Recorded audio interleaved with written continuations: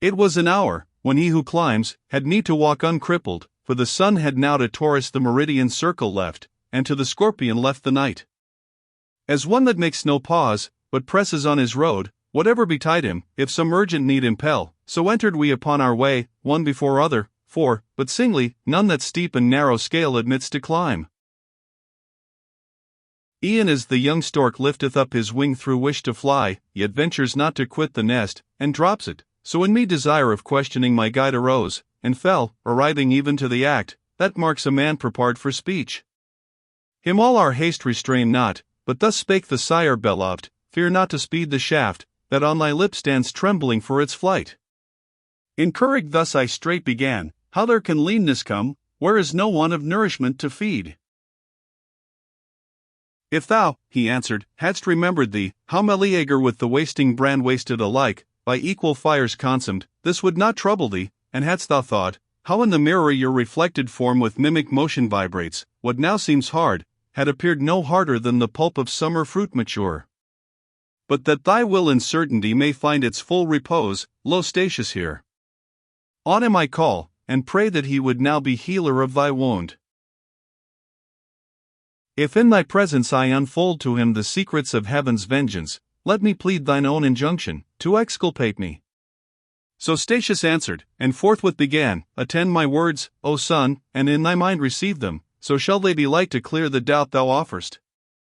Blood, concocted well, which by the thirsty veins is ne'er imbibed, and rests as food superfluous, to be ta'en from the replenished table, in the heart derives effectual virtue, that informs the several human limbs, as being that, which passes through the veins itself to make them. Yet more concocted it descends, where shame forbids to mention, and from thence distills in natural vessel on another's blood. Then each unite together, one disposed to endure, to act the other, through meet frame of its recipient mold, that being reached, it gins to work, coagulating first, then vivifies what its own substance costs to bear. With animation now endued, the active virtue, differing from a plant no further, than that this is on the way and at its limit that, continues yet to operate, that now it moves, and feels, as sea sponge clinging to the rock, and there assumes organic powers its seed conveyed. This is the period, son, at which the virtue, that from the generating heart proceeds, is pliant and expansive, for each limb is in the heart by forgeful nature planned. How babe of animal becomes, remains for thy considering. At this point, more wise than thou hast erred, making the soul disjoined from passive intellect, because he saw no organ for the latter's use assigned.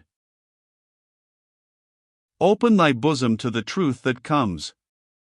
No soon as in the embryo, to the brain, articulation is complete, then turns the primal mover with a smile of joy on such great work of nature, and embreathes new spirit replete with virtue, that what here active it finds, to its own substance draws, and forms an individual soul, that lives, and feels, and bends reflective on itself.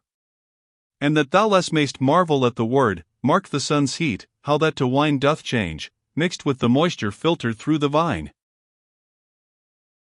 When Lachesis hath spun the thread, the soul takes with her both the human and divine, memory, intelligence, and will enact far keener than before, the other powers inactive all and mute. No pause allowed, in one rouse sort self-moving, to one strand of those, where the departed roam, she falls, here learns her destined path.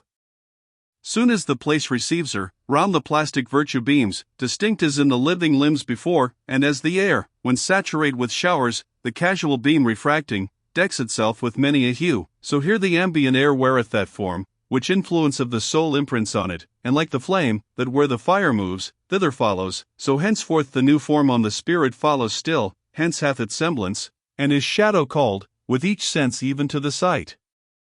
Endued, hence speech is ours, hence laughter, tears, and sighs which thou mayst oft have witnessed on the mount. Obedient shadow fails not to present whatever varying passion moves within us. And this the cause of what thou marvelst at. Now the last flexure of our way we reached, and to the right hand turning, other care awaits us. Here the rocky precipice hurls forth redundant flames, and from the rim a blast upblown, with forcible rebuff driveth them back, sequestered from its bound. Behooved us, one by one, along the side, that bordered on the void, to pass, and I feared on one hand the fire, on th other feared headlong to fall, when thus th instructor warned, strict rain must in this place direct the eyes. A little swerving and the way is lost.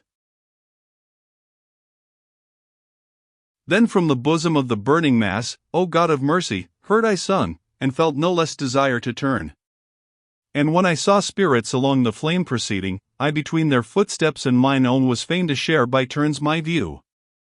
At the hymn's close they shouted loud, I did not know a man, then in low voice again took up the strain, which once more ended, to the wood, they cried, ran Dien, and drave forth Callisto, stung with Cytherea's poison, then returned unto their song, then merry a pair extolled, who lived in virtue chastely, and the bands of wedded love.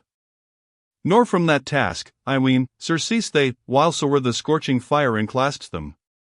Of such skill appliance needs to medicine the wound, that healeth last.